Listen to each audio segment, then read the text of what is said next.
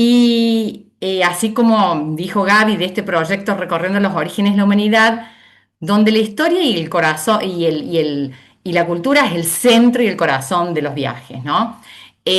No es un decorado para saber, uy, esa piedra es re vieja. No, elegimos los destinos pensando justamente en su lógica histórica, podríamos llamarlo, ahora como está de moda, es un viaje curado, curado con un guión, que el guión es histórico-cultural. Entonces, esta frase que me encanta, viajar es una forma de pensar, de pensarnos y pensar el mundo, pensar la humanidad, porque necesariamente para poder entender, comprender esa complejidad del paisaje que estamos viendo, ese paisaje cultural, es necesario entender los porqués. Bueno, por lo menos así nos gusta a mí y a Gabriela. Como los chicos de 5 años que preguntan ¿por qué? ¿Por qué? ¿Por qué? Bueno, esa es la historia, preguntarnos por qué, preguntarnos, entonces esto, viajamos pensándonos, pensando el lugar antes y a su vez volvemos cambiados, y repensándonos también. Hay otra frase que me encanta, que es esta de un viajero marroquí del 1300, del cual hice un taller, Ibn Batuta, que además volvés transformado. Dice, viajar primero te deja sin palabras, ¿no? El asombro. Luego te convierte en un narrador. Te quedas asombrado, pasmado ante lo que ves Sí. por cualquier sentimiento. Y después empezás a contar, ¿no? Entonces, bueno, esa es la idea de nosotros con este proyecto, es tratar de pensar la humanidad en definitiva y pensarnos nosotros mismos en los distintos rincones y lugares donde vamos. Y bueno, hemos elegido acá en este mapa mundi, ¿no? Uzbekistán, dentro de Asia Central, los países, los TAN, que, bueno, es como son los países más desconocidos, ¿no? Y Turquía, esa Turquía maravillosa que es bastante más conocida. ¿Y por qué estos dos países, no? Primero, bueno, porque estuvimos en octubre del año pasado en China, en el origen, ahí en donde inicia o termina, según de dónde venimos, el camino en la ruta de la seda. Eh, pero ¿y por qué pensar, por qué elegir esto de la ruta de la seda? Que esa es la perspectiva, ¿no? Y en ese sentido, desde la historia y la historiografía hay todo un campo de análisis, de estudio, que es bastante antiguo, pero que en los últimos años ha reverdecido, que es elegir los caminos, las rutas, como forma de entender las culturas, como forma de entender los procesos políticos, económicos y sociales, ¿no? Porque es una historia en movimiento, en transformación, una historia conectada, no son Uzbekistán solito, aislado, o Turquía solo y aislado, ¿no? Entender sus procesos de transformación y de permanencia a través de los caminos, de seguir y venir, el devenir de los caminos y de las rutas. Está, por supuesto, la famosa Ruta de la Seda, ¿no? Que es un mismo nombre y por eso hay tantos ahora escuchando. Es atractivo, ¿no? Nos apela ese sentimiento de sorpresa, de magia, de lo exótico, de lo distinto. Y bueno, y además uno cree, Marco Polo, por supuesto, es el que primero aparece, ¿no? A través de la literatura, del arte, que está tan presente. Y uno piensa en la ruta de la seda. Bueno, en China uniendo a Europa, ¿no? Pero no es la ruta de la seda, sino son las rutas de la seda. Acá hay un mapa, bueno, los que ya hemos trabajado este tema, me conocen, ya lo han visto. Esto es aproximadamente en la época de viaje de Marco Polo. Fíjense la red de caminos. Por supuesto que hay una principal, que acá está como en Lilita, no sé si la ven, ¿no? Esta ruta principal. Y después otras muchas que van conectando los distintos países para que llegan a esas rutas principales. Son varias rutas, incluso las marítimas. Acá estoy tapando un poco las rutas marítimas que también conectan y atraviesan para esa ruta o rutas principales.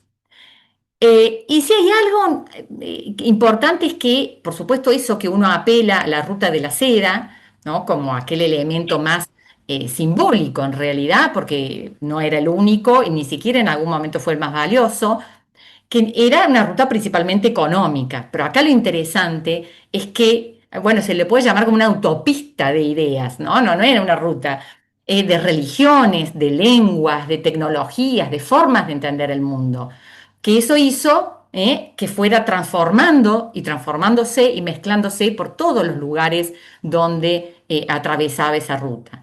Entonces, no fue solo un camino, fue esta conversación entre esas ideas, entre esas religiones. Que eso es lo interesante, ¿no? Entonces, un poco en este taller, lo que queremos hacer es, digamos, a través del taller, es tratar de entender esa conversación y en el viaje tratar de experimentar esa ruta. Por supuesto, esto parece muy lindo, muy romántico, ¿no? Esa es una ruta también de guerras, de muertes, de desolación, así como lo que está pasando ahora.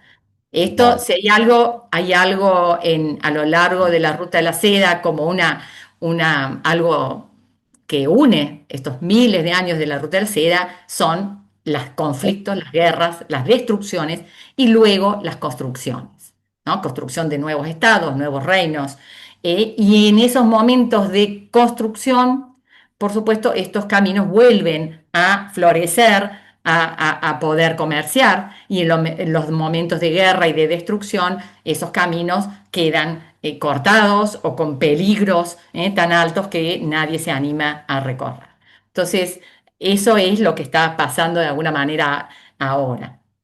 Em, Les voy a poner para hacer como una inmersión en este objetivo de entender la ruta de la seda como una ruta de autopista de ideas, de cambios, de transformaciones, de religiones, de construcción y destrucción de culturas.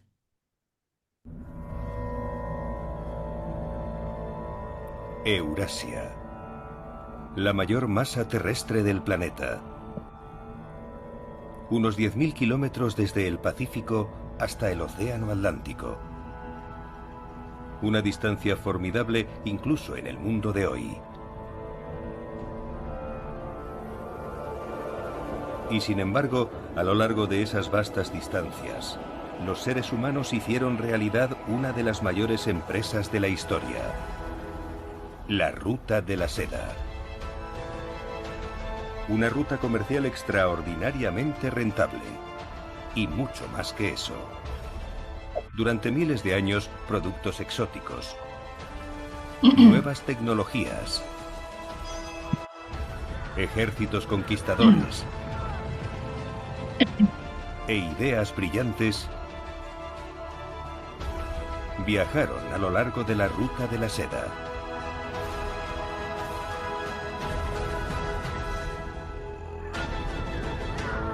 El comercio de la Ruta de la Seda ayudó a construir imperios y a destruirlos.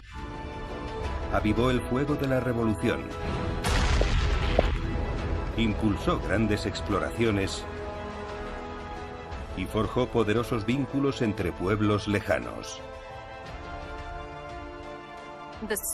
La Ruta de la Seda hizo que los seres humanos se dieran cuenta de que había otras personas ahí fuera y abrió los ojos a Oriente y Occidente. Esta es la historia de cómo el comercio de la Ruta de la Seda creó mucho más que dinero. Es la historia épica de cómo la Ruta de la Seda ayudó a crear un mundo. El mundo que nos creó a nosotros. Bueno, la idea entonces es tratar de entender un poco ese mundo y siempre conectando pasado y presente, esa ruta de la seda, ¿no? Antigua ruta de la seda, que ahora hay una nueva ruta de la seda. Esa ruta de la seda ya vamos a ver, para Europa su importancia declina alrededor con el descubrimiento de América.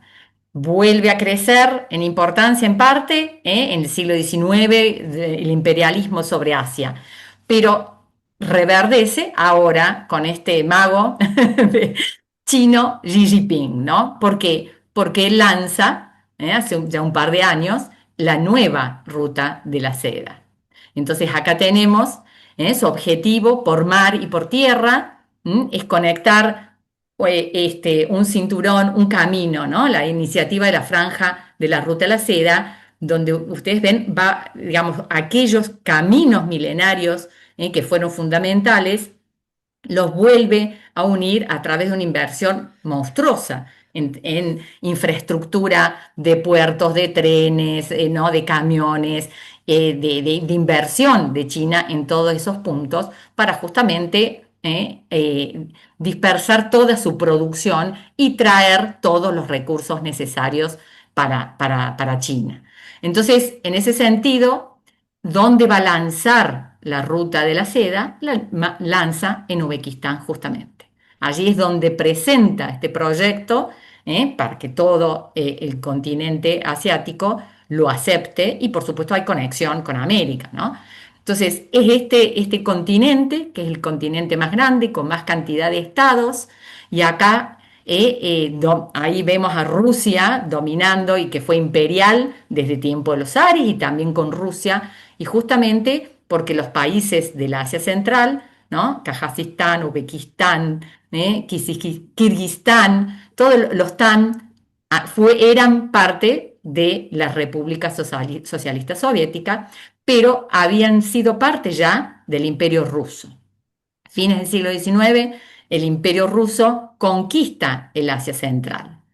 Entonces es un continente fundamental porque tiene la mayor cantidad de población del mundo, es el continente que más ha crecido con China e India en estos últimos 30 años, y es un país de múltiples recursos, pero también es un país que es un polvorín, sobre todo por la cuestión de Medio Oriente. Y estos países nuestros centrales también tienen zonas de conflictos relacionadas, y Afganistán y Pakistán, que están en plena guerra actualmente fronteriza, un poco de menor tenor, pero están Afganistán y Pakistán con problemas. Entonces, por eso China, digamos, porque esto es un lugar central y los países centrales han sido, por eso Uzbekistán es el corazón de la ruta de la seda, han sido centrales. Acá tenemos la importancia de alguna manera económica de estos países del Asia Central. No, espere, me voy a acomodar así no lo tapamos. Por lo cual son importantes ahora para China y para Rusia, ¿no? También, que todavía tiene poder sobre estas repúblicas, mayor o menor según la república. Tiene mucho uranio, tienen oro, Uzbekistán tiene oro, tiene uranio, petróleo, gas, ¿no? Minerales. O sea, realmente es una región importantísima. Y acá geográficamente, este cordón verde que está aquí, que es el sur, digamos, de Uzbekistán, que es como sureste, en realidad por la posición del país, que es la fuente de la agricultura y de los ríos, ¿no? Entonces tiene una zona muy desértica, muy montañosa y desértica por acá, y toda su producción agrícola principalmente es en este cordón, en estos valles, el de Fergana, pero también por irrigación, los cultivos de algodón, que fue con la República Rusa. Ojo que alguien entró, ponga en silencio su audio. Controlen eso, por favor. Em,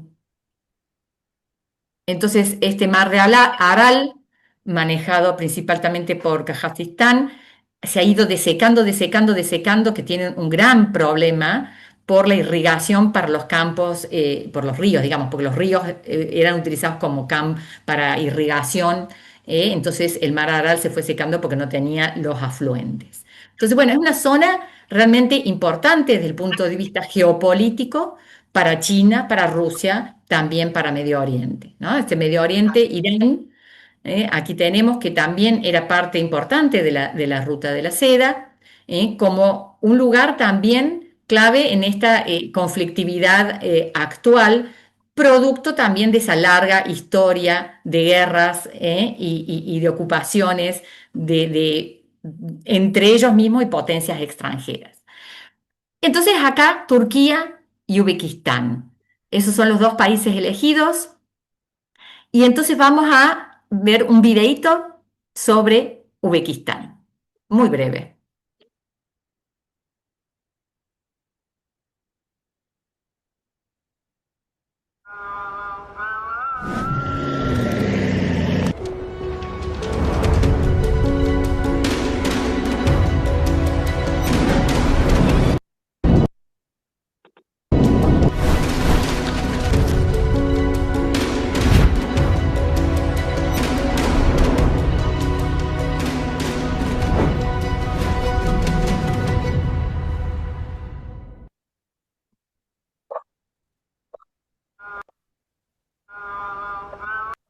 Bienvenidos a los que van llegando. Em, bueno, Uzbekistán ha sido, como vimos esta foto acá, el corazón, se le puede llamar el corazón de esta ruta de la seda. Y era clave, como les mostré recién, para lo contemporáneo y para el pasado, porque la riqueza de sus ciudades y el origen de sus ciudades tiene que ver, milenarias, con esa riqueza a través del comercio. Porque fíjense acá en este mapa, era el punto clave de conexión de la ruta de la China para conectar con Europa. Todo lo que eran los mercaderes persas o árabes que venían y llegaban a este Asia Central, a estas ciudades de Uzbekistán, y de allí partían para los comerciantes hacia la China. A su vez, va a ser clave para la conexión con Rusia, con la gran estepa rusa, y clave para la conexión con el subcontinente indio. Incluso ya vamos a ver que el imperio mogol, el de Delhi, Agra, esas maravillas, ¿no? Que dura desde el 1500 hasta 1857, que lo termina barriendo Inglaterra, nace de una conquista de no es Ubesco, pero de la dinastía timúrida de nuestra zona de Uzbekistán, ¿no? Entonces fue realmente importantísimo para toda la geopolítica de esa ruta de la seda. Acá tenemos entonces este mapita de los países, como les dije, de Asia Central, que estaban bajo dominio de la Unión Soviética, desde fines del siglo XIX, como les dije, de Rusia, que los conquista los zares, y después se independizan recién en 1991, ¿no? Tras la caída del muro, el glasnost, la perestroika y el derrumbe de la implosión de la Unión Soviética y la independencia de todos aquellos países. Por supuesto que va a devenir en una complejidad política y étnica importante. Entonces, de allí nace Turkmenistán.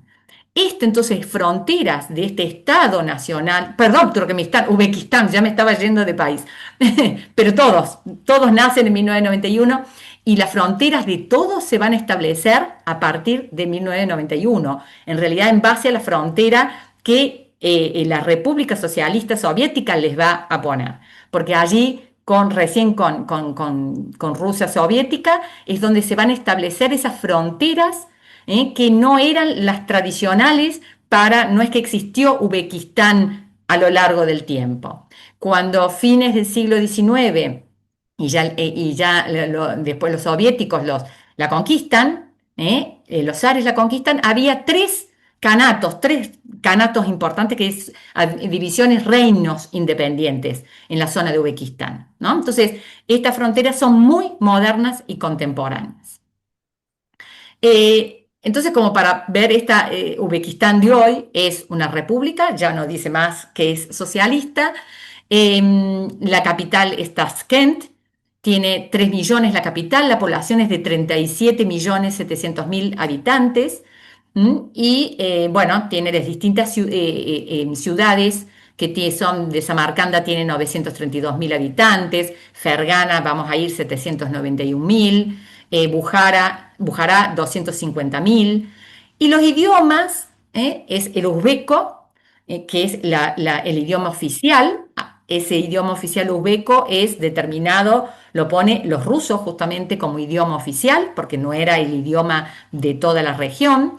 Hay una región autónoma que es la del Mar Aral en la zona, que es el Pakistán, es complicadísimo, que tienen otra tradición idiomática y por supuesto se habla el ruso, 1.600.000, el tayiko, que es la población más antigua, ya la vamos a ver, el turkmeno, que es el uzbeco es de origen turco también, en una lengua turca, el turkmeno, coreano, kirguiso, ¿no? Entonces es una nación realmente multiétnica. Y lo fue siempre por ser justamente cruce, ¿no? De estas rutas milenarias. En cuestión religiosa, un tema candente hoy en día para toda la zona, el 88% es musulmana, sunita. Recordemos que el conflicto ahora, los iraníes son chiitas. 9% de cristiana ortodoxa, hay unos 70.000 judíos, había, en la época de la independencia se han ido yendo hacia Israel. Y hay una constitución nueva en el 2023 que establece que su Estado es democrático. Pensemos que salen de un régimen socialista. Ojo que hay alguien que está con el micrófono abierto. Están saliendo de un régimen socialista, ¿no? Es el Estado soberano, democrático, de derecho, social y laico. Esto es lo interesante, el tema que todavía permanecen con laicismo como fundamento de su república. Pero la clase dirigente ha sido un poco la clase dirigente que era de la época soviética y que muchos de esos dirigentes lograron reformatearse y continuar a cargo, ¿no? El que está gobernando actualmente está ya prácticamente desde la independencia, es el Partido Liberal Democrático de Uzbekistán.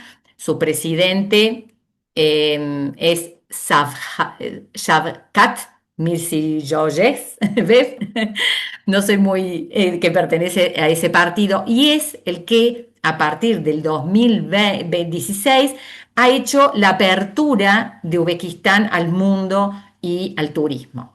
Porque los primeros presidentes desde 1991 es como que mantuvieron, por supuesto, un régimen mucho más autoritario, es un régimen centralista, pero sin apertura al mundo. Entonces la apertura a los capitales y al turismo es bastante reciente, ¿no?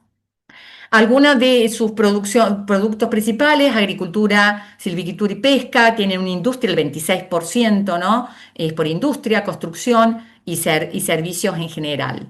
Pero principalmente es esto de el oro, uranio, y el tema de la agricultura, que es importantísimo, ¿no? Y exporta oro, metales, textiles y confecciones, un rubro interesante, frutas y vegetales. El Valle de Fergana tiene las frutas y los vegetales más extraordinarios aparentemente.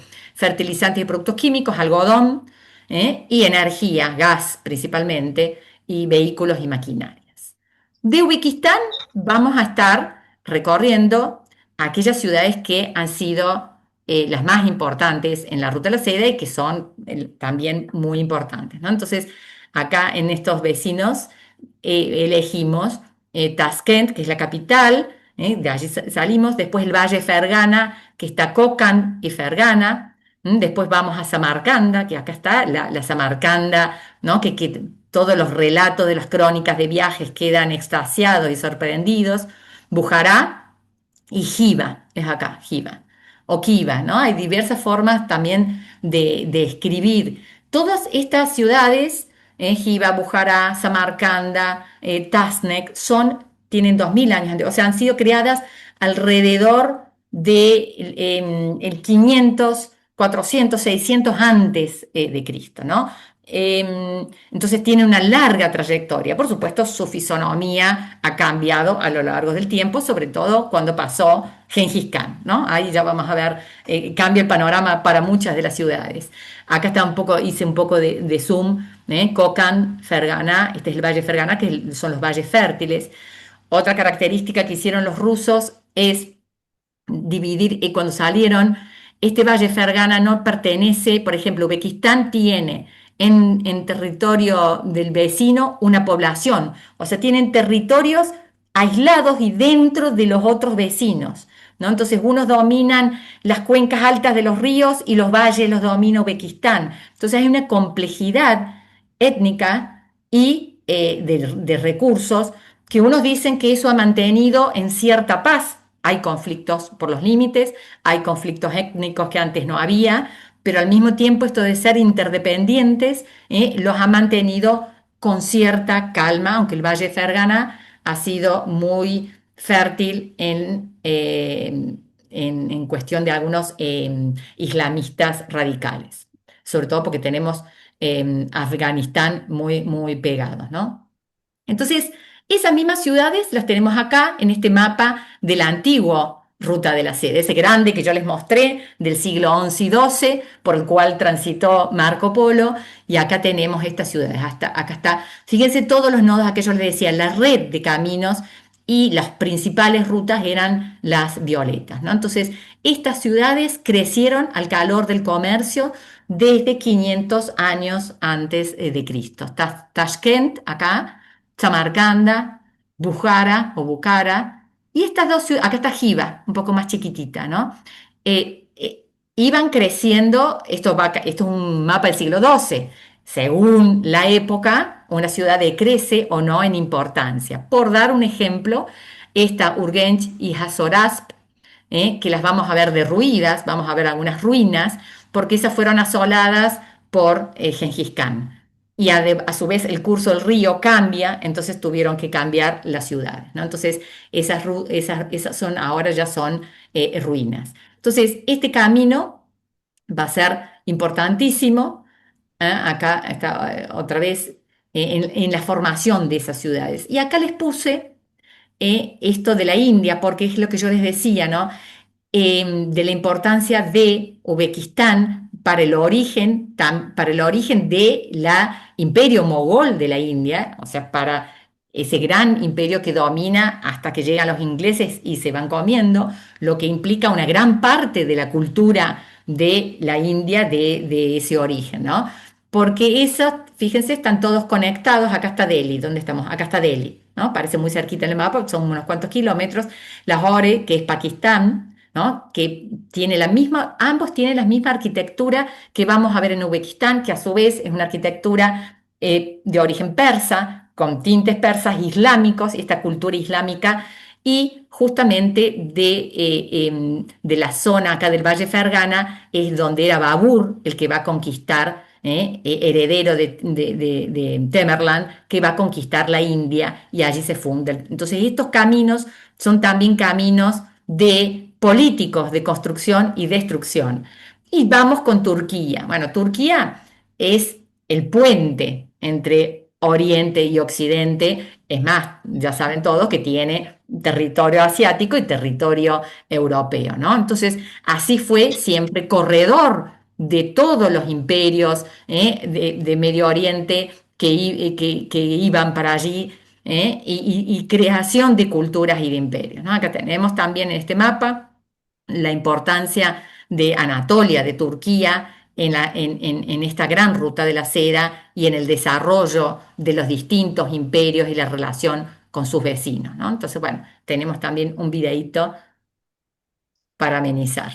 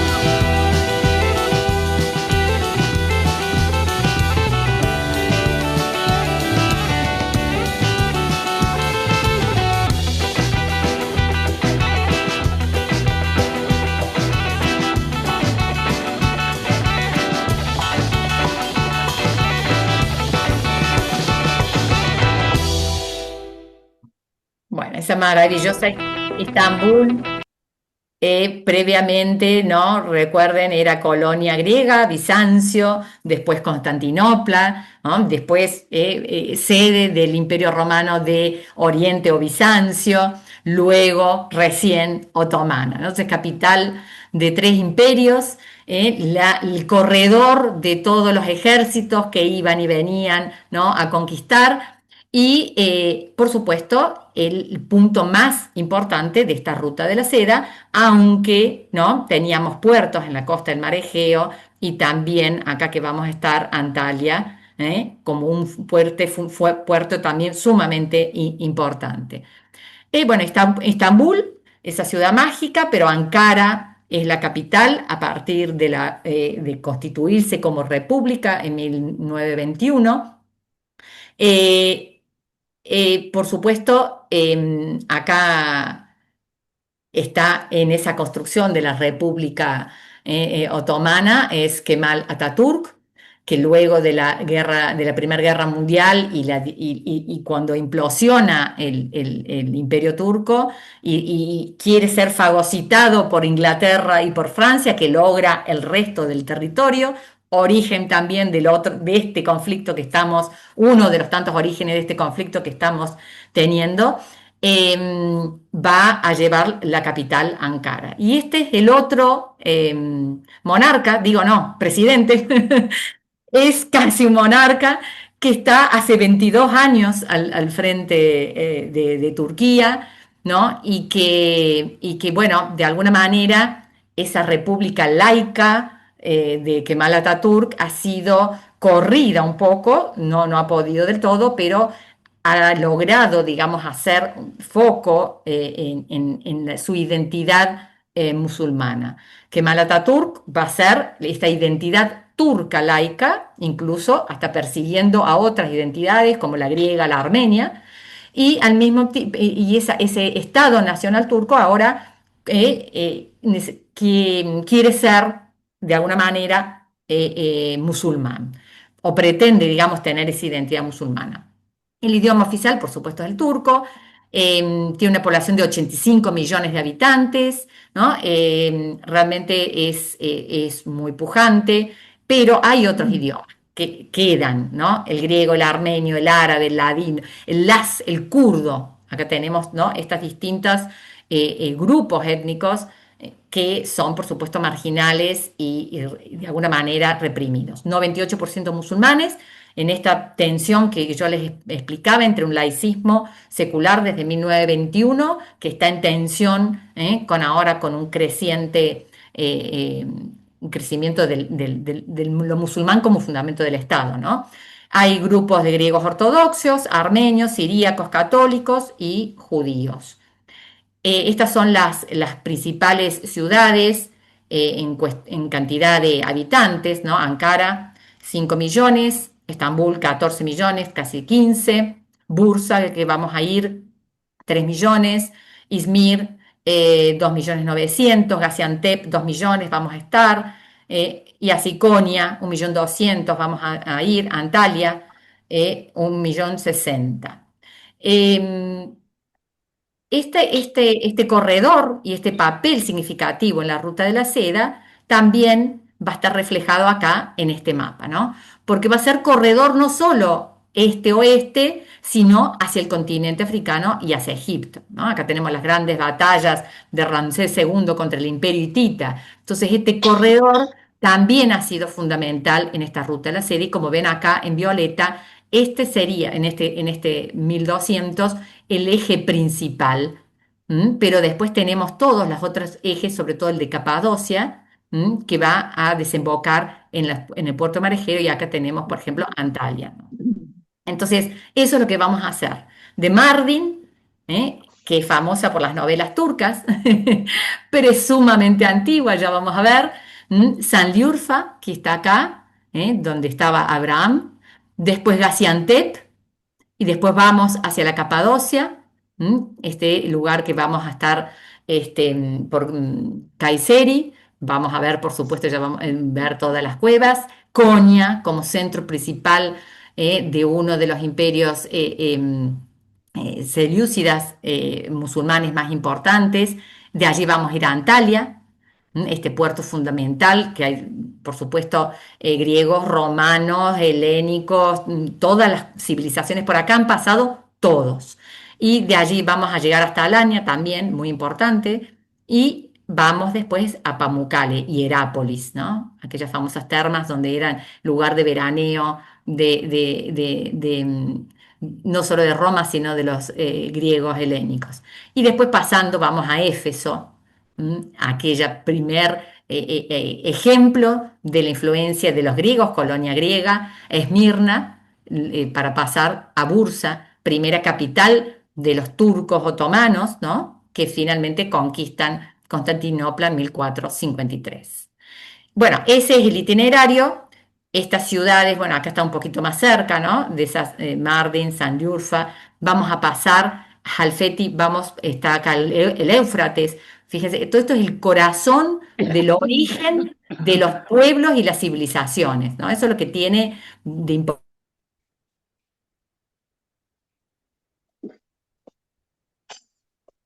Me silencié sin querer.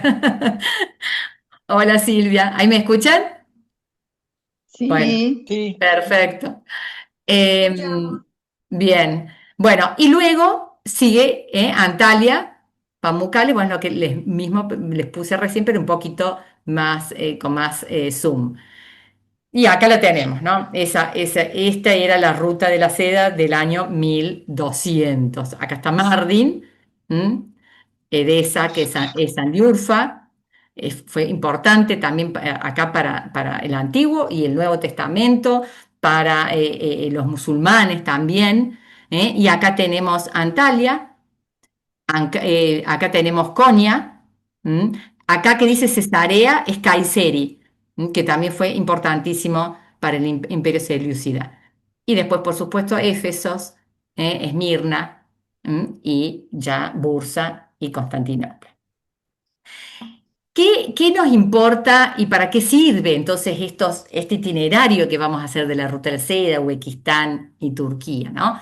El punto es entender esas complejidades étnicas, ¿no? La acumulación, traspaso y movilización de distintos pueblos por ambos lugares, las conformaciones identitarias en estos distintos lugares a lo largo del tiempo, la complejidad lingüística, cómo se van formando las lenguas a partir de estas movilizaciones y por supuesto las transformaciones culturales y las religiosas que son tan importantes en esta zona.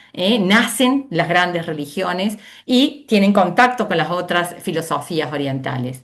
Estos cambios territoriales y fronteras, esto vamos a ir viendo a través del taller y ahí lo vamos a poder experimentar en el viaje. Y por supuesto, ¿qué semejanzas y diferencias hay entre estos dos grupos de Uzbekistán y Turquía? Podemos tener semejanzas y Turquía y diferencias, por supuesto, hay semejanzas.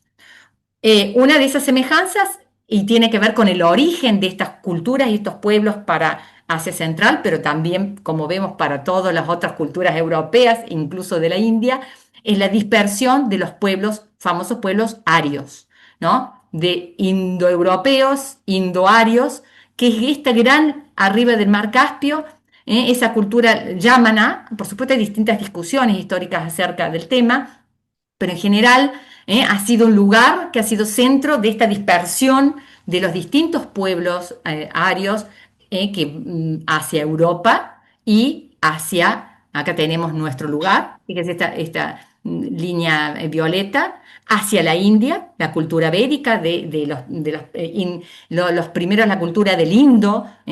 El hinduismo nace de la entrada de estos pueblos a la India y por supuesto la conformación de esos primeros pueblos que vamos a tener en Uzbekistán y también para la Anatolia, ¿no? Mitanni, los hititas, todos estos son de origen indoeuropeo. Allí, para nuestra zona de Uzbekistán, vamos a tener entonces estas culturas que empiezan, ¿no? Estas primeras culturas del 2300 al 1700 antes de Cristo, que van a ir conformando, que van a tener metalurgia, van a tener, digamos, son grandes culturas con desarrollo cultural importantísimo. Eso es lo más antiguo, ¿no? Entonces, cómo estos pueblos indoarios cultores se van a ir asentando allí. Y van a tener algunos símbolos parecidos a esta cultura indoaria, como es el culto al sol, ¿no? Entonces, de allí también va a venir el origen en estas zonas del zoroastrismo, relacionado con el culto al sol, al fuego, pero como una religión monoteísta. Y acá tenemos este árbol lingüístico de las lenguas indoeuropeas, que van a dar forma a muchísimas de las lenguas europeas, que después junto con el latín van a dar a las lenguas actuales. Acá tenemos de la India, el español, el ruso, el inglés, el alemán. Y fíjese abajo, acá chiquitito el mapa, la dispersión de esas lenguas indoeuropeas, ¿no? Entonces, fíjese que es fundamental este centro de Uzbekistán, donde también traspasan esas culturas hacia la India. Y acá tenemos Uzbekistán y Asia Central, que va a también tener otro componente lingüístico y étnico fundamental, que es el turco.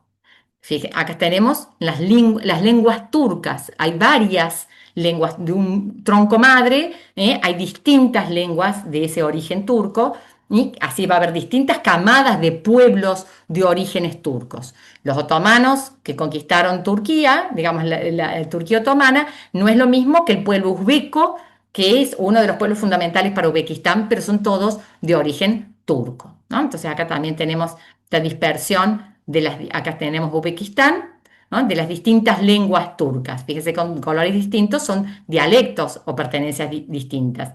Y allí también en esta estepa caucásica y nuestro Asia Central se van informando las primeras organizaciones turcas de Estado, que son, por eso el Kaganato, por eso es el Kanato, ¿no?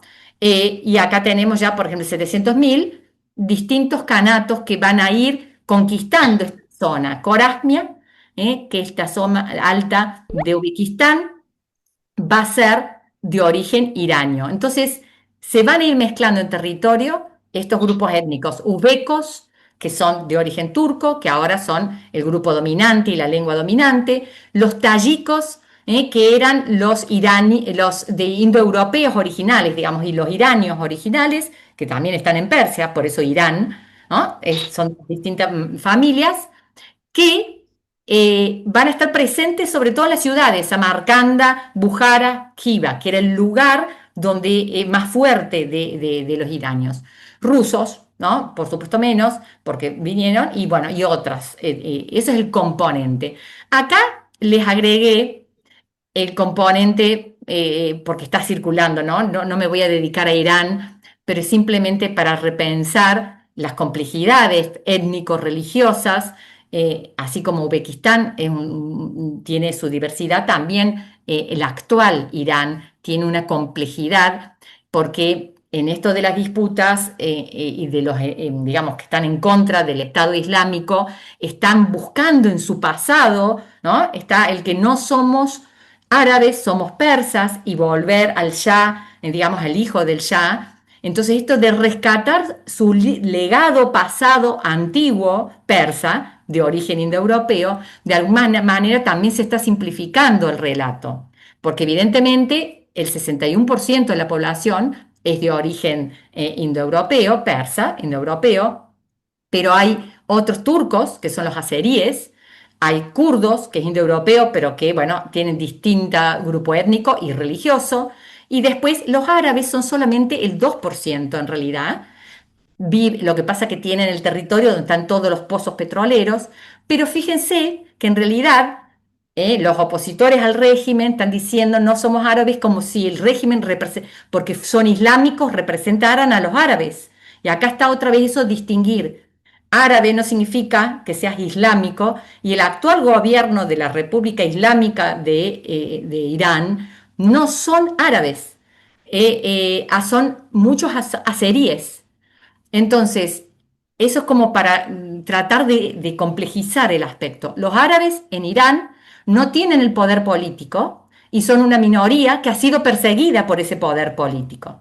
Entonces, los actuales y los azeríes, que son turcos, en general han sido la élite política a lo largo del tiempo. Eh, bueno, eso simplemente como para traer lo contemporáneo y lo complicadas que son las cuestiones políticas que están relacionadas con esta complejidad pasada. Pero en Uzbekistán esta complejidad étnica nunca fue problemática hasta que los rusos, dividirás para reinar, complejizaron y alentaron una identidad uzbeca por sobre las otras etnias que existían. Así como lo hizo Inglaterra en otras regiones, los rusos hicieron esto con Uzbekistán. Por supuesto, luego, lo que pasó también en Europa, luego del fin de Rusia, y de alguna manera esta conflictividad se hace presente. ¿Cuándo comienza la ruta a la seda? En realidad, como rutas comerciales existieron desde los 3000 antes de Cristo, de estos grandes núcleos de civilización, ¿no? Donde Egipto comerciaba con el Tigris, con el Éufrates, con Mesopotamia, comerciaba con la India y comerciaban con China, ¿no? Entonces, esos caminos milenarios de antes de Cristo son los que después, y por arriba también, ¿no? Y que van a establecerse como una ruta oficial. Entonces, ¿cuándo empiezan las rutas? ¿Y por qué oficial digo? Porque en esa ruta de la seda va a haber aduanas, va a haber funcionarios, va a haber una estructura administrativa que regule el flujo económico en la ruta de las sedas. Varias, ¿no? Porque va a depender de cada estado que atraviesa. Pero entonces, ¿cuándo empieza y dónde? Bueno, acá lo tenemos, a los que no lo han reconocido, es Alejandro Magno. Entonces hay dos versiones. Para los chinos empieza con los chinos la ruta de la seda. Para Occidente empieza con Alejandro Magno. ¿Por qué? Porque Alejandro Magno, acá este famoso mosaico que está en Pompeya, Alejandro Magno es el que conquista por primera vez, ¿no? En el 323 a.C., y va a poner en contacto ese corazón del Asia Central con China. Indirectamente porque lo vencen los hindúes, no logra conquistar toda la India y tampoco logra pasar, ¿no? Y ya se vuelve. Y entonces no logra también, pero la idea es él seguir avanzando. Ahí es la primera vez que se va a poner en contacto directo de alguna manera, lo considerado Occidente, con esa Asia profunda. Entonces, esa puede ser también, porque a partir de allí están los caminos. Y a partir de ahí es la mezcla cultural que también es central en esta ruta de la seda.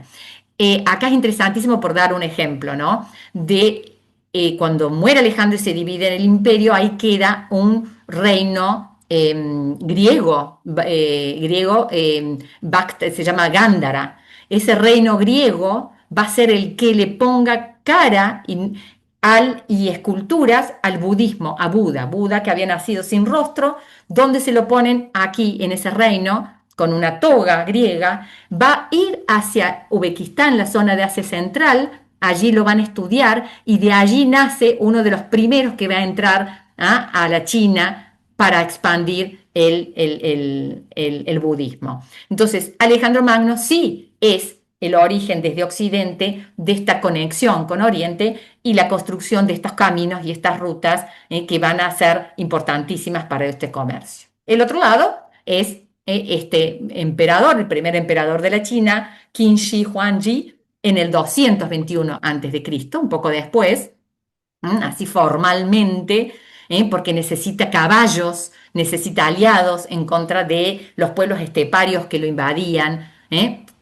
Acá está, para los que han ido a Xi'an, es el emperador de los guerreros de terracota. Bueno, estos guerreros fueron hacia Central, acá construye, y Xi'an como punto principal de esa ruta, construye para parar a los esteparios que venían por acá y se relaciona, fíjense acá, con Samarcanda, Bujara, fundamental. De allí querían, por supuesto, traer recursos la turquesa, lapislázuli, caballos. Necesitan caballos y Asia Central, los nómades de Asia Central, las tribus túrquicas, son las que les proveen los caballos a la China. Y otros elementos, ¿no? Oro, que hablábamos. Y del otro lado, entonces después, con China va a estar el otro gran imperio, el romano, que va a ser fundamental y que también manda embajadas a la China, ¿no? Entonces, Roma, incluso fíjense, a través de su comercio por el Mar Rojo, también llega a la India. Entonces, también vamos a tener en toda Turquía esas rutas, ¿no? Heredadas de Alejandro Magno, heredadas de los romanos, que ponían en contacto el corazón, Uzbekistán, y con la China. ¿Y qué se comerciaba? Por supuesto, de la China había textiles de lujo que destinados a Roma, pero también Uzbekistán y va a ser importantísimo en ese comercio de la seda, va a empezar a producir seda propia y los tejidos propios, los brocados. Por supuesto, las especies aromáticas, eso tiene que ver con la conexión con la India y Sri Lanka. Metales preciosos, Asia Central, oro, plata, bronce, que va a la China y va a la India y también a Europa. Piedras preciosas, Asia Central, jade, lapislázuli, gemas, que también eran extraídas, Asia Central, Afganistán. Y después productos artesanales, porcelana, principalmente la China, ¿no? Pero también cerámica, lacas. ¿Eh? Persia eran llevadas a Persia, a Europa, pero también va a tener producción de cerámica la zona de Asia Central.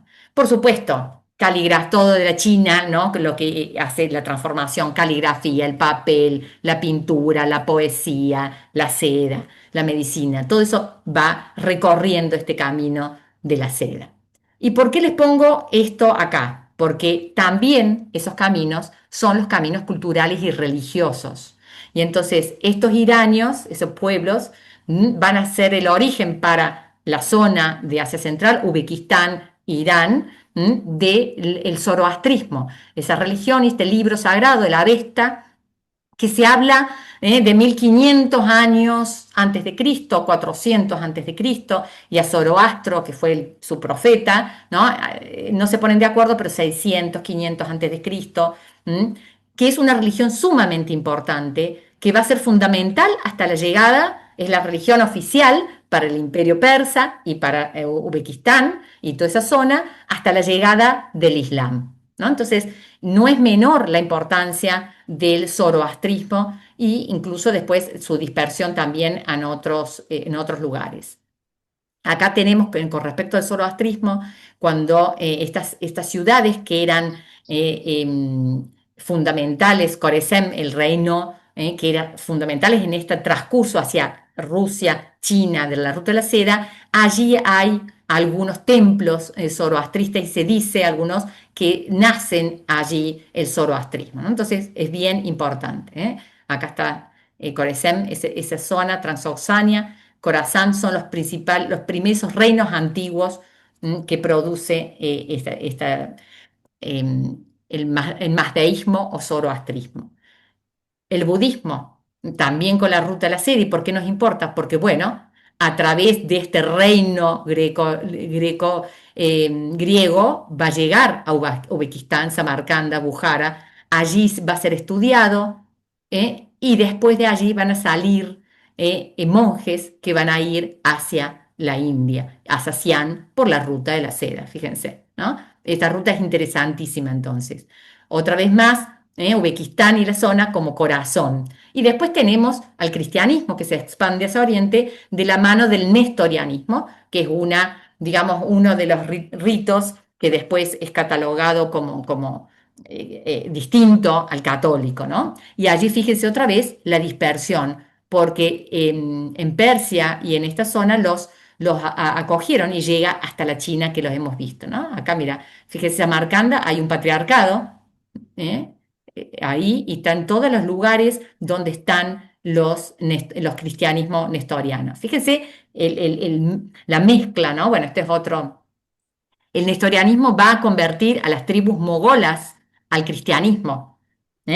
Luego esas tribus mogolas que van a arrasar, pasar por Asia Central y arrasan, allí en ese corazón de Asia Central y en Irán se van a convertir al Islam, ¿no? Pero primero se cristianizan. Por supuesto, el otro punto fundamental para la cultura, para la política y la religión va a ser el origen del Islam y su conquista de toda la zona, incluso los países de Asia Central, desde el 611, saliendo de la zona de la Medina y la Meca, ya conquistan Antioquía 636, acá Bagdad en el 700, y para Asia Central la conquista, si bien hubo monjes, digamos, hubo sacerdotes, hubo musulmanes que llegaron antes a predicar, la conquista por las armas es en el siglo noveno, ¿no? Entonces para nuestra zona recién en el siglo noveno. Y esa va a ser la etapa de auge y super prosperidad también de la ruta de la seda. El siglo octavo, noveno, décimo, ¿no? Esto va a ser un reverdecer de esas ciudades bajo ya el dominio musulmán, en todo Asia Central, Oriente, Medio Oriente, y que se va a poner en contacto con esa China y por allí va a ser fundamental, con la dinastía Tang, que es tan importante para la China, ¿no? Ahí va a ser un florecimiento de todas estas ciudades de Uzbekistán que eran tan importantes. Luego, cuando se desarma, digamos, ese califato de Bagdad, empiezan a surgir distintas entidades políticas que la vamos a ir viendo, de componente ya todas musulmanas, que van a dominar la zona uzbeca, el actual Uzbekistán, ¿no? Siempre hablamos, va a estar siempre entre el mundo turco y el mundo persa. Ese va a ser todo el juego, ¿no? Cultural y político. Eh, bueno, este es otro mapita de la misma época, ¿no?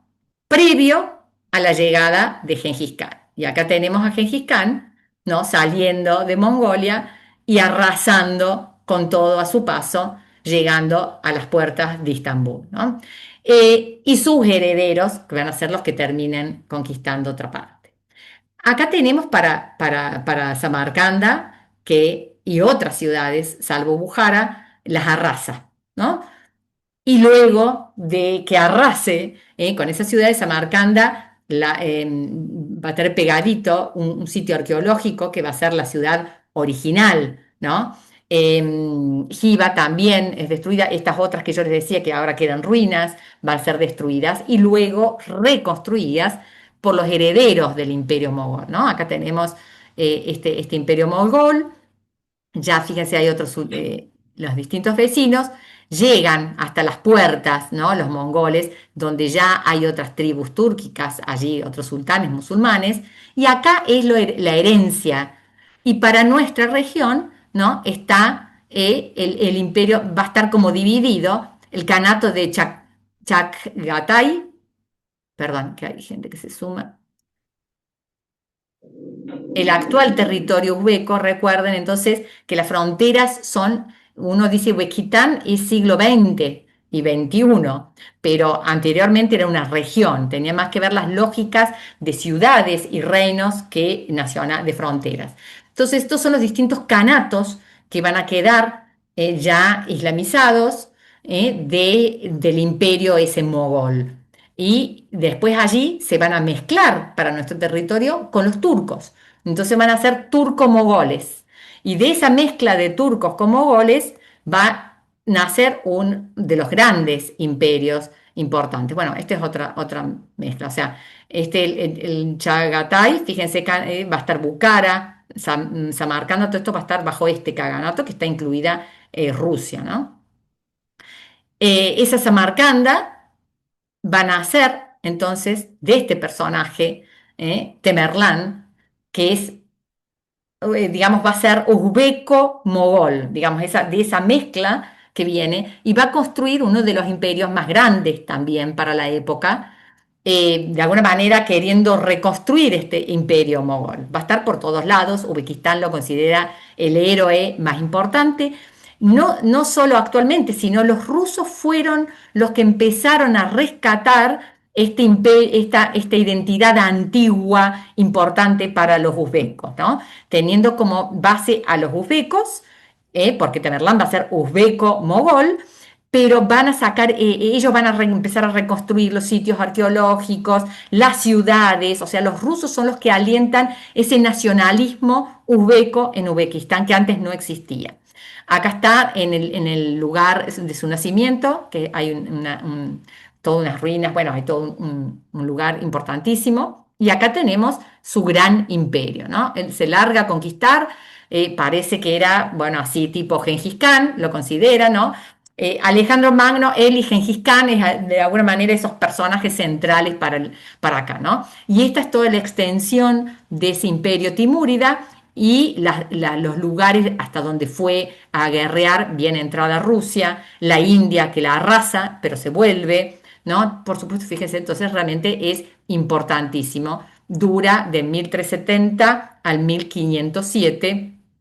Si bien de alguna manera empieza a decaer con sus hijos sobre todo van acá les puse esto porque está por lanzarse una película sobre Temerlán en Netflix. Así que prontamente, creo que se ha terminado de filmar, vamos a tener en Netflix que va Amir Temur, ¿no? Acá está Timur, muy interesante el actor aparentemente. Y bueno, y estas son, bueno, a la herencia de sus hijos empieza a achicarse, y esto es lo que dura hasta 1500, ¿no? Acá tenemos Samarcanda, Tashnek, entonces van a ser, y Herat pasa a ser la capital. Con Tamerlán, Samarcanda es la capital. Con su hijo, su heredero, Herat, ¿no? Que está en Afganistán, va a ser la capital. Y un descendiente, fíjese también Lahore y Delhi, un descendiente Babur de Tamerlán, que va a tener herencia también de Gengis Khan y de Tamerlán, va a ser el que termine conquistando la India, y de allí surgen todo el linaje y la línea dinástica del imperio mogol en la India, que finalmente son corridos ya casi títeres en el 1857. De allí deviene, ¿no? esa dinastía. Em, Tamerlán, esta es la época del siglo XV de Tamerlán, todavía previo a la conquista de América, ¿no? Esas grandes regiones económicas.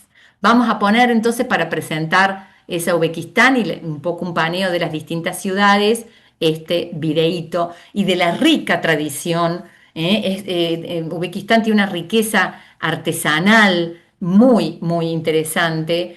Por supuesto que tiene cosas en común, por su herencia islámica, por su herencia turca, con el resto del mundo islámico y con Turquía, ¿no? Entonces también va a tener semejanzas.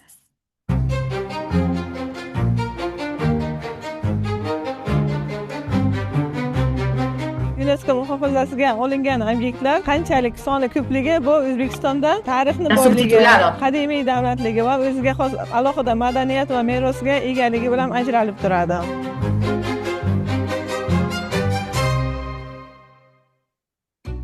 In Uzbekistan, history does not sleep behind museum glass. Recognized by UNESCO for its outstanding cultural and historical significance, many of these sites stand as living monuments. Samarkand is widely considered as the crossroads of cultures. Behind of us, the first building, very oldest one, which was constructed by order of the Ulugh Beg, by grandson of the Timur. He started to taught here scientific science, religious science, even the medicine also. This is second university of the Rajasthan Square, which is, we can say, as a reflection, as a twist of the first one. A lot of students were in 17th century. That's why governor of the Samarkand, Bahadur Yelang Tushbi, ordered to build the second university. The third building, which is constructed the same 17th century in 10 years, by order of the same governor who built the second one. But in a third one, he included Friday Mosque and a madrasa in one complex. One of the most important monuments in Samarkand is the Bibi Hanum Mosque. Everything was erected here in 5 years, from 1399 to 1404. More than 10,000 artisans, craftsmen, stonemasons labored here to build this place. Beyond the bustling squares of Samarkand lies Sahi Zinda, a city of the dead that lives in color and light. Walking through this necropolis is walking through centuries. Here, cobalt and turquoise shimmer like a starry sky brought worth. Every tile tells of hands that shaped clay into eternity. Further west lies Khiva, the fortress city of its Ankala. Behind its mud brick walls, time falls gently. When you enter to the old city of Khiva, you will imagine the fairy tale city. And because of the locations of this historical monuments in one complex as an open-air museum, I think that it was included to the heritage list of UNESCO. In Bukhara, the city of scholars, wisdom pools like water around Labi House. Even today, Labi House is a living space, not just a monument. The mulberry trees around me are centuries old, and the cafes here make it a favorite meeting point both for locals and visitors. This pool reflects the surrounding madrasas in a magical way, making it one of the most atmospheric places in the city. The call to prayer circles the Poi Kalyan, drifting over caravan routes that once carried silk, spices, and stories. In order to be ensemble, there must be more than 2 important architectural and ancient buildings, and there are four important buildings. The first one is the Great Minaret, and there is other great mosque. It is called even nowadays a public Friday mosque, and it was built in 16th century. And there is Mir Arab Madrasa. It was also built in 16th century, and there is also Amirul Muhammad Madrasa.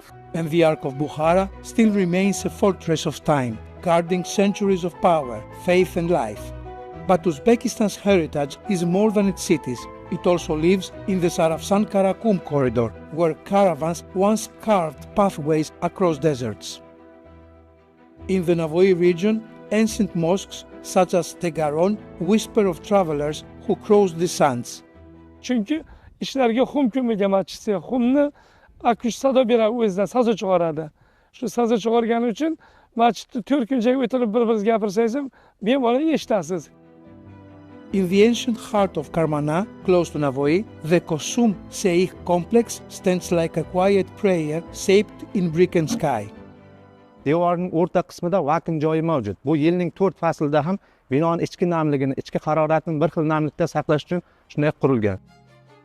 With multiple sites on the UNESCO World Heritage List, Uzbekistan stands as a crossroads the world has agreed to safeguard.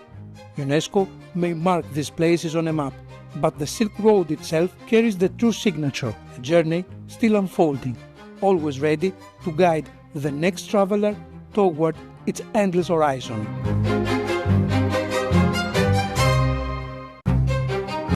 Bueno, para allí vamos.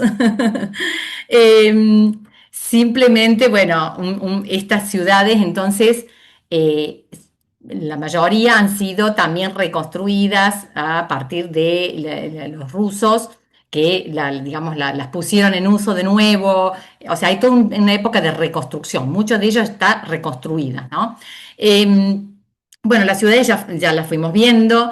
Acá está la Plaza Registán, entonces Samarcanda había sido capital, ¿no? de Timur, pero las construcciones son posteriores, de su hijo, centros de cultura y de ciencia también, que eso me parece importantísimo. Acá como un datito, Timur fue a Persia, conquistó y se trajo todos los artesanos, los arquitectos, la mano de obra.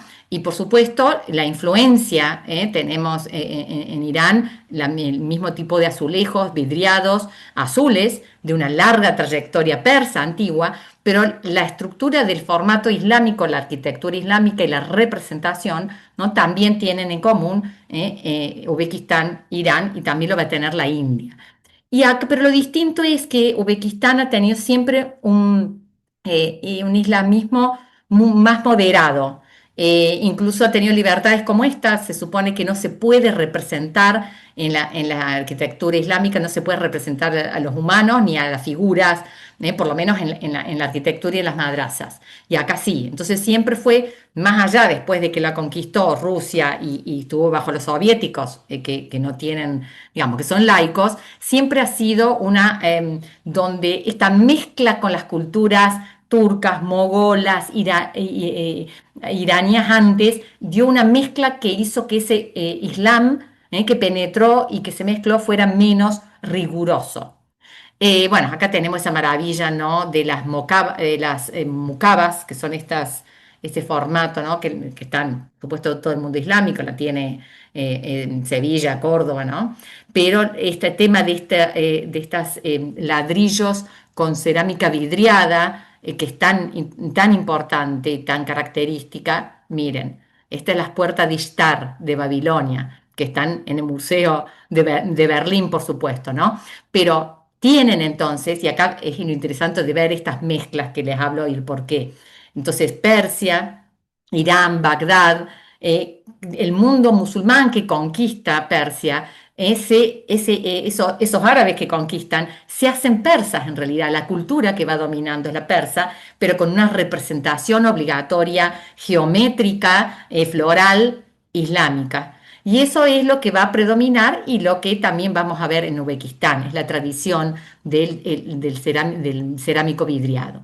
Por supuesto, estas ciudades van a ser ciudades con castillos, con fuertes, en esta ruta de la seda y para proteger, que todavía están presentes.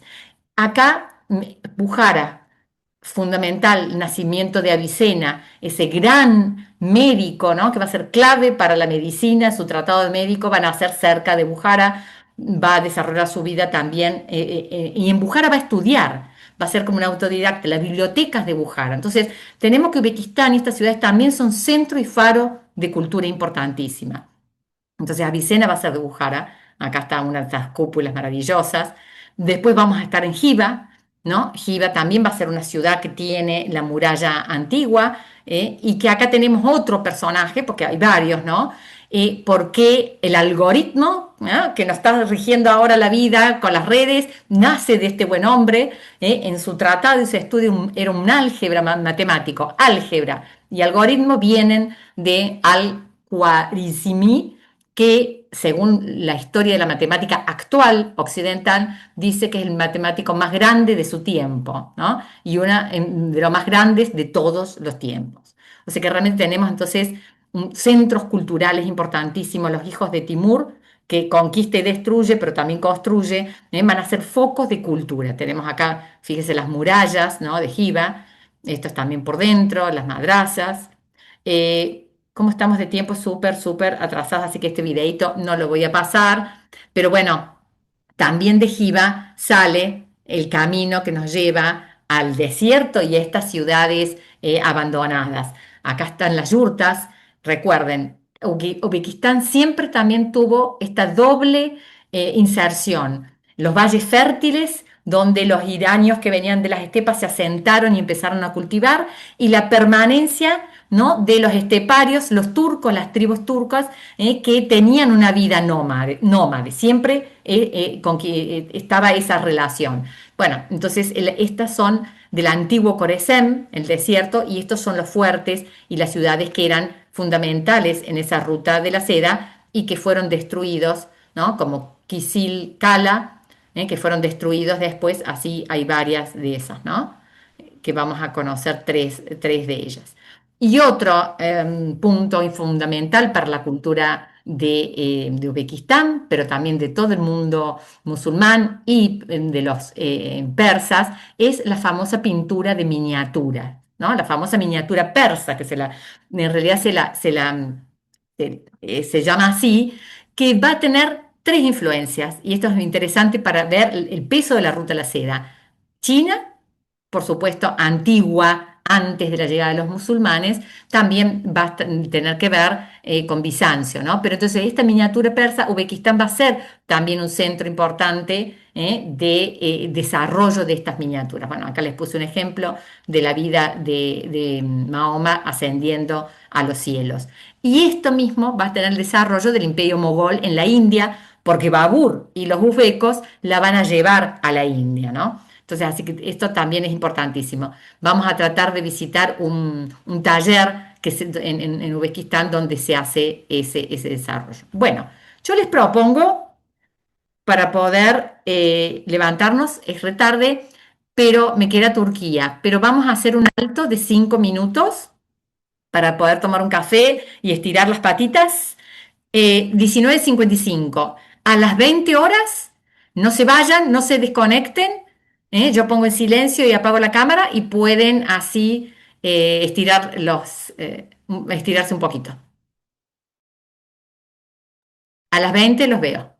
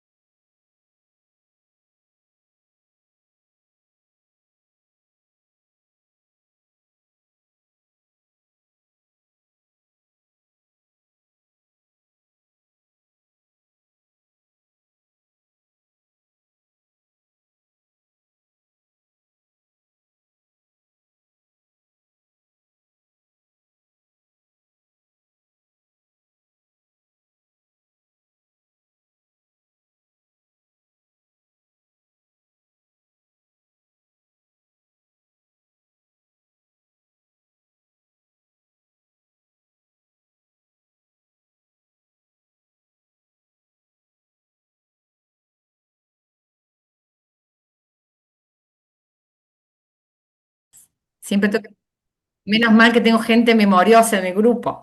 Eh, la voy a subir a YouTube, entonces es fácil de circular y la pueden compartir si tienen ganas con quien quiera, porque es una charla que la hemos puesto abierta para todo el mundo.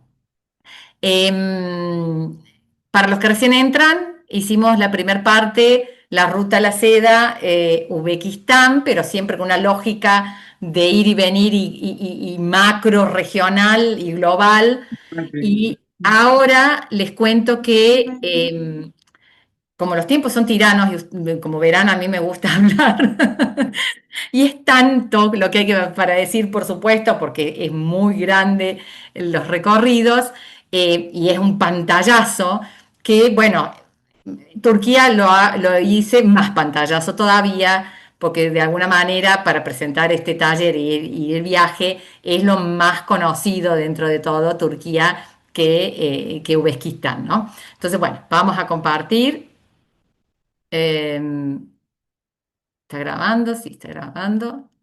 Y vamos a seguir con Turquía. Bueno, ¿qué decir de Anatolia, por no decir Turquía? Bueno, la actual Turquía, ¿no? Pensando en el territorio de la actual Turquía. Este puente entre Occidente y Oriente, que ya hablábamos, y a su vez también, ¿no? Síntesis y mezcla de culturas, que eso uno lo ve a lo largo de todos los países. En realidad es lo más interesante de rescatar. No existe la pureza étnica, no existe la pureza cultural. Todos está relacionado, conectado y mezclado. Por supuesto, acá, Imperio hitita, que fue fundamental, importante, los persas, que dominaron toda la región, los griegos, tanto los griegos clásicos en la costa del mar Egeo, como el helenismo, ¿no? Con Alejandro Magno, que lo vimos, Roma, por supuesto, Roma que tuvo ese límite justamente con los persas, que no pudo avanzar, sede de Bizancio, de esa Roma oriental, y luego, 1453, otomana, pero con anterioridad también, porque es el último punto que cae Constantinopla, pero bueno, otomana. Entonces, acá también, ¿no? Va a ser el caldo donde va a vivir y prosperar estas religiones antiguas paganas, más el cristianismo, tenemos las 7 iglesias del Apocalipsis y por supuesto el Islam. Entonces, también aquí vamos a tener un videíto pequeño. Bienvenidos a viajar a Turquía.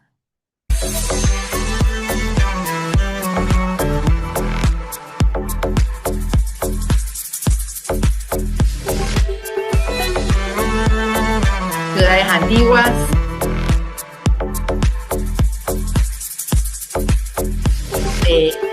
Todo tiene un montón de sitios patrimoniales. La ruta de la fe. Capadocia, por supuesto, Pamukkale, Hierápolis.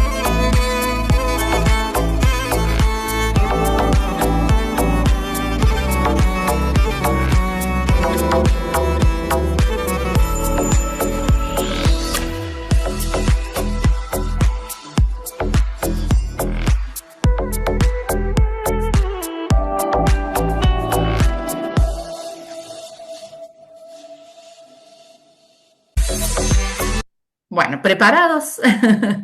Entonces tenemos este es el mapa de la ruta de la seda, ¿no? Vamos, Mardin, Edesa, que es Sanliurfa, Gaziantep está por acá, Cesarea, que es Kayseri, Konya, que es Konya, Antalya, Side, vamos a ir también, a Villa. Estos son todos grandes puertos importantísimos para todo. Fíjense, esta Antalya tiene todo el comercio con Antioquía y Trípoli, ¿no? Toda la costa de lo que era Siria y Palestina. Y después en Pamukkale, Éfeso, todas las ciudades griegas, de las colonias griegas, y después Bursa y Constantinopla, ¿no? Como lugar principal, fíjese, acá estamos, esto el cordón principal, la autopista principal de la ruta de la seda, que pasaba por Mardin, porque es la que venía de Irak, Irán, ¿no? que una iba hacia Alepo y la otra iba hacia Constantinopla, y a su vez las otras, y la de Capadocia, que es fundamental. Y acá tenemos todos los sitios donde paraban las caravanas. Esta es toda la red de los caravanas, que siempre se me sale mal la palabra, de las postas, nuestras postas. Fíjense que es impresionante la cantidad que había para todo. Imagínense la cantidad de caravanas que iban, ¿no?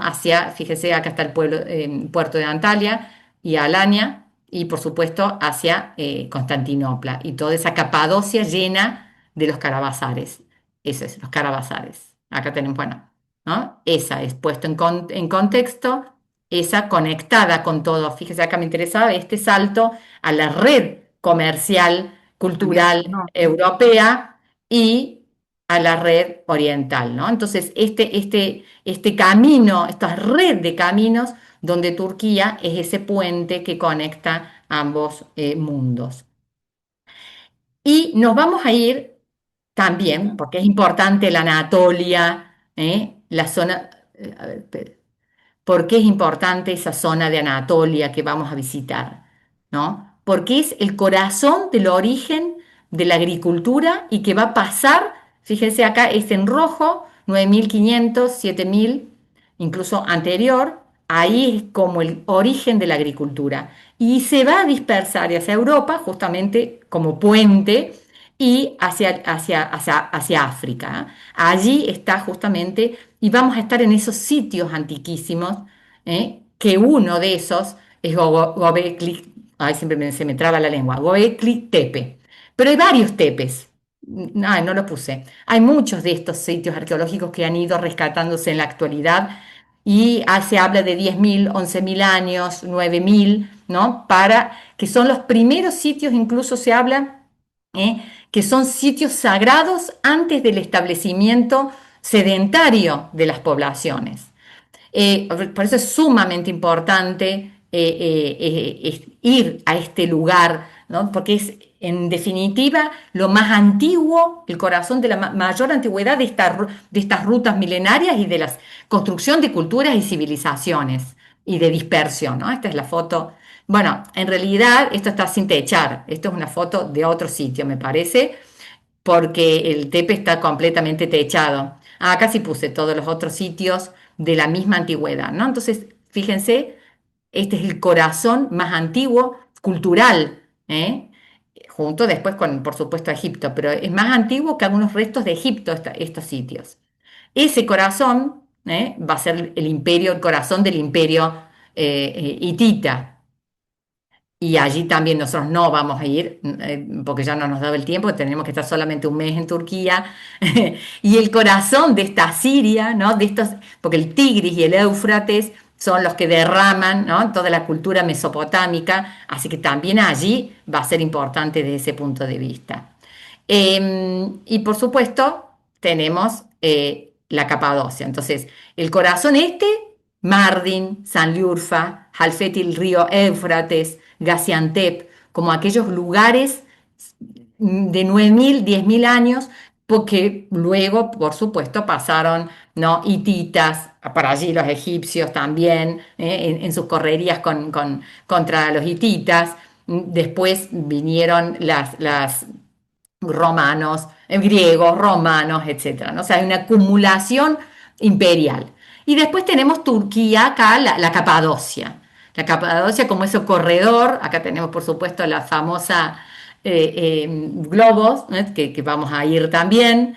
Y esa Capadocia, corredor de todas estas civilizaciones guerrearon, pasaron, transcurrieron, persiguieron, y fue el sitio donde se construyeron estos distintos pueblos subterráneos, como forma de vida y aparte como forma de resguardo de las distintas correrías, ¿no?, de hititas, de persas, de griegos, de helenos, de romanos, de anticristianos, de persecuciones islámicas. O sea, realmente entonces vamos a ir a una de esas ciudades subterráneas, Derinkuyu, que es la más grande que hay, y que por supuesto Capadocia también, bueno, me olvidé decir, ahí Sanliurfa está relacionado con Abraham, con también el origen, ¿no?, de la Biblia, del pueblo elegido, de salir de tu tierra y andar a mi tierra prometida. O sea, fíjese la importancia, ¿no?, de esa zona de Sanliurfa.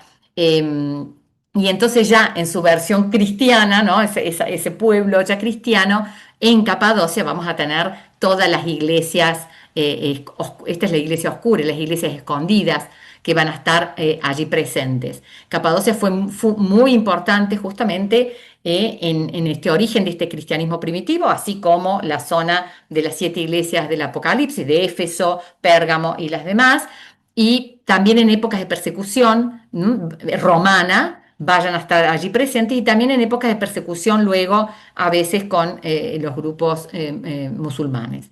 Bueno, entonces allí también va a estar presente, y este es uno de los famosos Karavazar, que les mostraba el mapa que estaba lleno, cientos de ellos, el Sutahani, que está en este camino de Kayseri a Konya, es de la Capadocia, que vamos a ir a visitar, ¿no? Era un lugar donde era de comercio, de resguardo, donde se podían guardar los caballos, las caravanas, cuidarse. Imaginen eso, no es solo un centro comercial, eran centros culturales, porque ahí la gente habla, conversa, lee, se informa. Entonces son centros fundamentales para la dispersión y el contacto con muchísimas culturas y muchas religiones.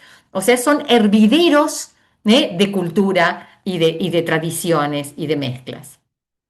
Luego de la Capadocia, ¿no? Tenemos, hay muchos lugares donde no estoy poniendo para ir, ¿no? Vamos a ir a Konya. Acá me salteé Alanya y Antalya, que fueron fundamentales, acá ya les repetí, como puertos. Entonces, como puertos son ciudades en pleno contacto donde, vuelvo a repetir, griegos, romanos, helenos, van a tener presente allí, hay todo el desarrollo de la arquitectura de todos los imperios, porque eran lugares fundamentales en conexión y puerto de comercio y, por supuesto, de paso de guerras. Por allí pasan también los ejércitos. Entonces, después Konya. No, me estoy yendo para atrás. Konya, en este largo paseo, ¿no?, va a ser fundamental para el imperio selúcida y para la dispersión del Islam en toda la Anatolia. Y en especial, Konya está relacionada con el sufismo, ¿no? Allí va a estar Rumi, que es el famoso, no le llamo profeta, pero digamos, el creador del baile de los, se me fue el nombre, derviches, perdón, y del sufismo. El sufismo va a ser muy importante también, y acá la conecto en esas redes de relaciones con Uzbekistán. Las ciudades de Bukhara, Jiva, van a ser centros muy importantes de pensamiento y de producción del sufismo. El sufismo es una rama mística del Islam, que incluso en algún momento podía estar, digamos, en pelea con algunos de los imanes islámicos, porque representa contacto directo con la divinidad a través de la meditación, la interioridad y el baile, el éxtasis, es un poco esotérica.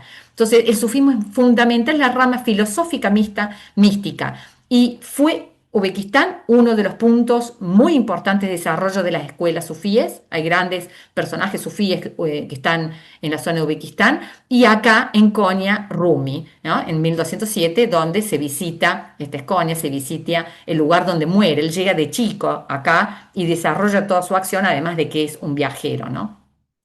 Bueno, y después llegamos a la costa, otro de los puntos fundamentales, a la costa del mar Egeo. Y acá nos encontramos con la civilización desde Creta en adelante, todo el linaje de los griegos volcadas en estas colonias del mar Egeo, de la cual Éfeso es una y Esmirna es otra, pero va a estar Mileto. Acá nace la historia y la filosofía griegas. O sea, la historia y la filosofía griegas nace del lado oriental del mundo, no del lado occidental.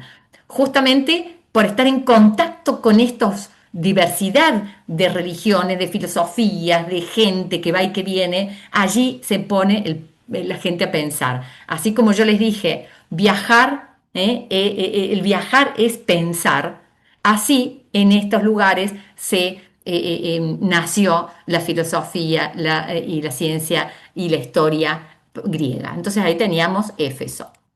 Y acá justamente Éfeso, acá tenemos, va a ser uno de los santuarios más importantes, que es el de Artemisa, la diosa de la luna.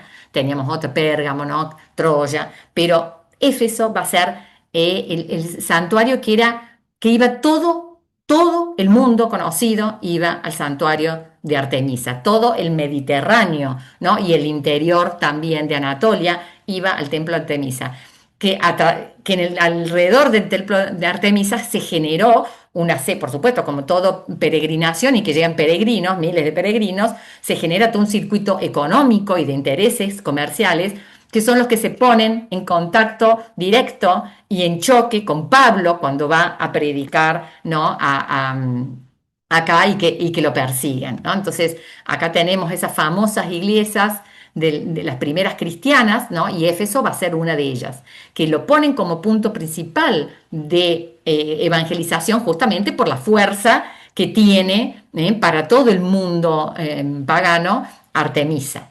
Entonces allí va y es perseguido. Y ¿por qué? Por los intereses que en preservar ese. Entonces también esta zona, ¿no? Es ese caldo de cultivo del origen del cristianismo primitivo. Y luego, por supuesto, el otro proceso histórico fundamental para el desarrollo de toda la zona es Alejandro Magno, que pone en contacto, por supuesto, como hablábamos recién, ¿no? Entonces también los caminos, las ciudades y los sitios van a tener que ver con Alejandro Magno y sus herederos que se dividen. Y acá Hierápolis es ejemplo de eso, ¿no? En el siglo, esto es antes de la conquista romana, va a ser un centro de veraneo, de descanso por las termas de los gobernadores helénicos de la zona. Acá tenemos su famoso, por supuesto, teatro, y acá las famosas piscinas donde eran desde tiempos inmemoriales la gente iba. Y llegamos a Estambul. Me pasé Bursa por encima, por una cuestión de tiempos, para hacer propaganda, ya lo va a contar Gaby las fechas, fines de julio y agosto es el taller, entonces para todos aquellos que se quedan con ganas, el taller está abierto a todo el mundo. Y llegamos a Estambul, 3 veces capital de imperios, y este es el perfil que se ve desde el mar de Mármara acá está la mezquita de Solimán el Magnífico, el Palacio Topkapi, Santa Irene, Santa Sofía, la Mezquita Azul, la Mezquita de Selim, la Torre de Gálata, ¿no? Para los que han ido y para los que no han ido. Entonces, corazón de Turquía, acá está una planta, por supuesto, pensemos, ¿no? Todo eso es esta es la bizantina, Santa Sofía, Gran Bazar y el hipódromo, sobre la antigua ciudad griega y romana, ¿no? Entonces vamos a tener el hipódromo, toda la arquitectura romana que se le va a ir adosando arriba y transformando con la bizantina cristiana, ¿no? Porque esa es la diferencia cristiana, y después, por supuesto, la islámica. Entonces, bueno, esta es una vista desde la Torre de Gálata, acá otra vez como eso es el sinónimo de la Ruta de la Seda, la Torre de Gálata, ¿no? Porque son los venecianos y después los genoveses que van a tener allí su lugar de comercio para la Ruta de la Seda, justamente. Conectan Venecia, conectan Génova en Europa, Estambul y la Ruta de la Seda, clave. Por eso cuando en 1453 cae bajo poder de los otomanos y momentáneamente queda, digamos, entre comillas, cortada, nunca se corta la Ruta de la Seda, allí los genoveses, Colón, dice, me voy para el otro lado a encontrar los mismos productos. Y bueno, esta es otra vista y allá con eso terminamos y les doy lugar ahora bueno, antes que le dé lugar a Gaby, si tienen preguntas históricas, breves, también las pueden hacer el que quiera, puede levantar la mano. A 1 o 2 preguntas si quieren hacer, abran el micrófono directamente, porque la mano no se las voy a ver porque son muchos. Abran el micrófono y me preguntan. Hacemos 2 preguntas breves y después las vamos a Gabriela, que nos va a contar todos los detalles fundamentales de este viaje hipercuidado. Sí. ¿Alguien quiere preguntar o no? Si no, vamos a la parte técnica. Bueno, Bueno, bueno, Gaby, gracias Inés, interesantísimo como siempre. Y bueno, como dice Inés, el que se queda con ganas de seguir profundizando, los talleres van a ser en estas fechas, en julio